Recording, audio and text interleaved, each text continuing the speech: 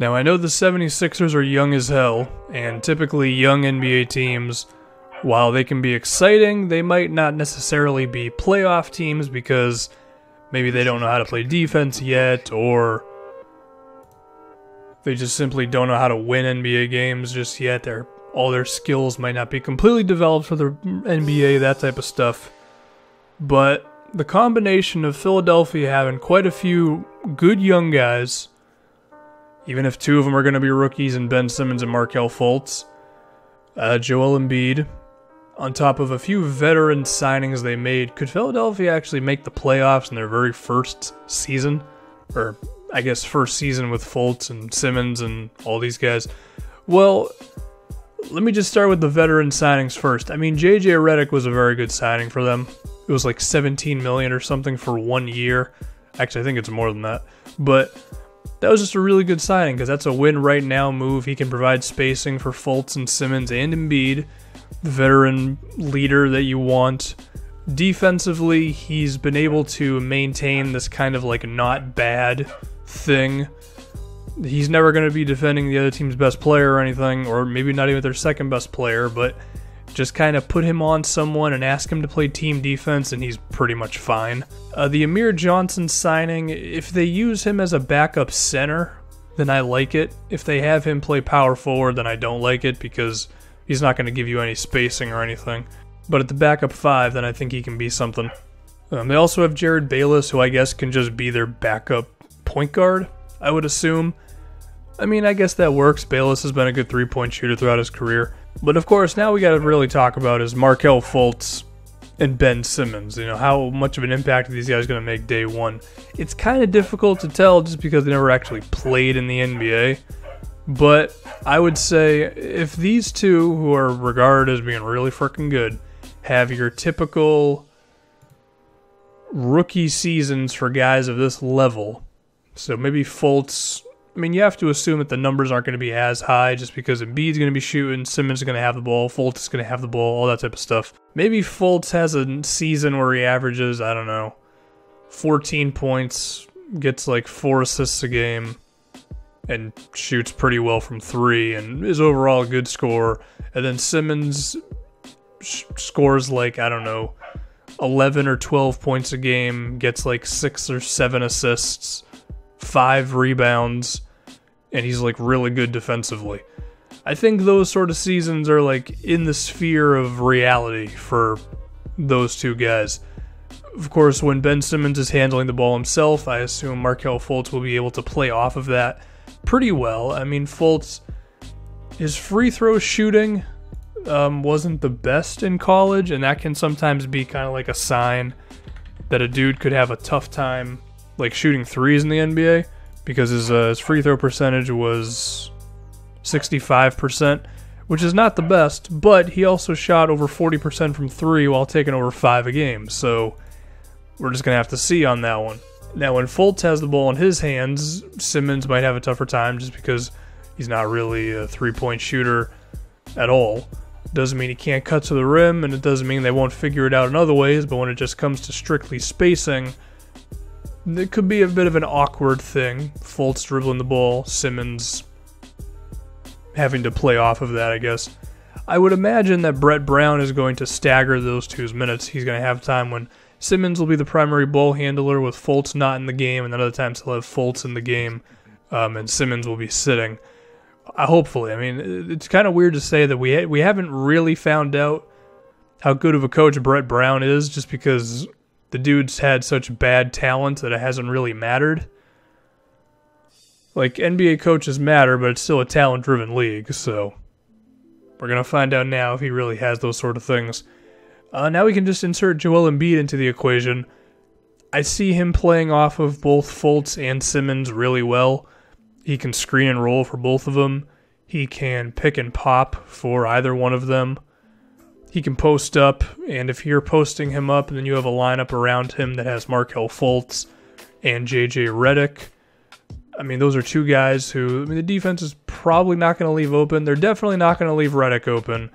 They might leave Fultz open in the beginning just because they don't know how good he's actually going to be.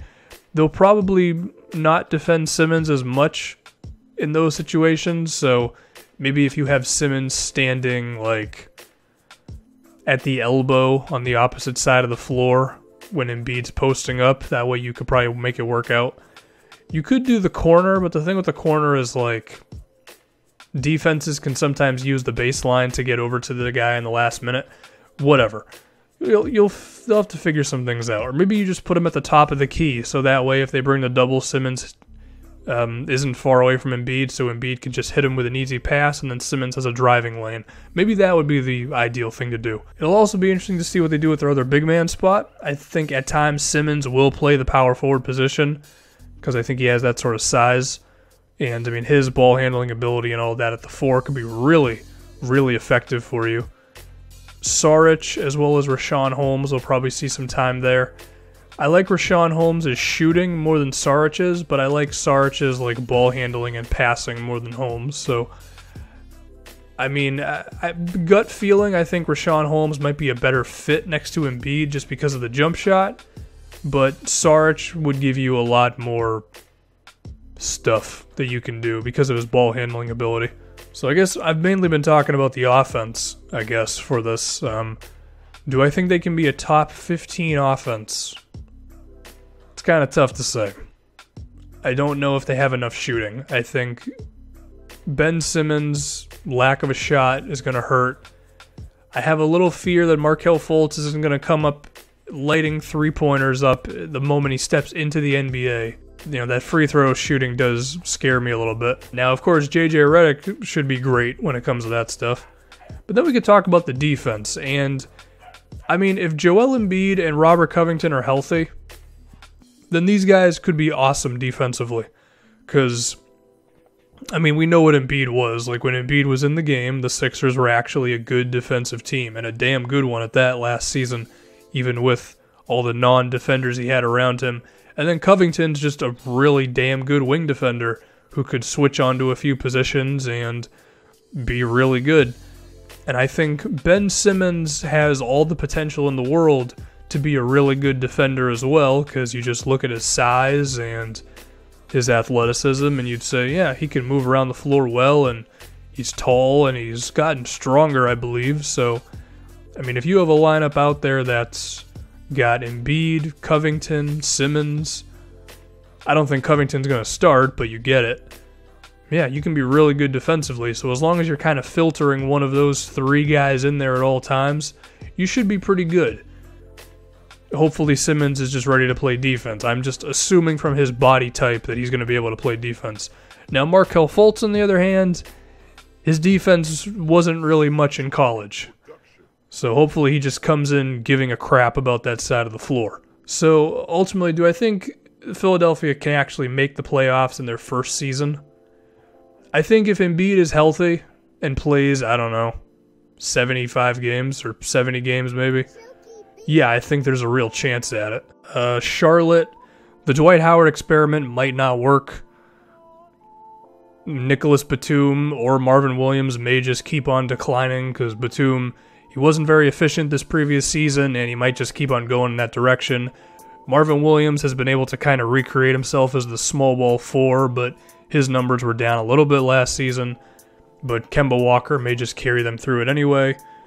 The Pistons, I mean, look, it might still be a super awkward fit. Like, Avery Bradley acquisition's great, but, you know, maybe they don't really have that small ball 4 next to Drummond. Maybe Drummond just remains in this kind of weird area where he's really not that great of a player, even if he's a great rebounder.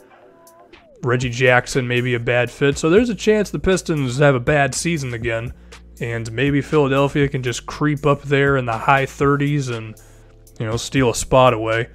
Besides that, I picture Miami, Milwaukee, and then the top 4 being not really in fear of Philadelphia at the bottom of the playoffs, so that's what I'm going with. Do I think ultimately Philadelphia will make the playoffs? No, I don't. I think Charlotte's going to finish like 7, and then the Pistons will finish 8, or one of those two teams. Or, for all I know, that one of them will finish with like the 3 seed, because who the hell knows with this NBA thing. I don't think they're going to get there, but I think they're going to be close. But I think there's a real chance they could at the same time. But I got to pick a side, you know.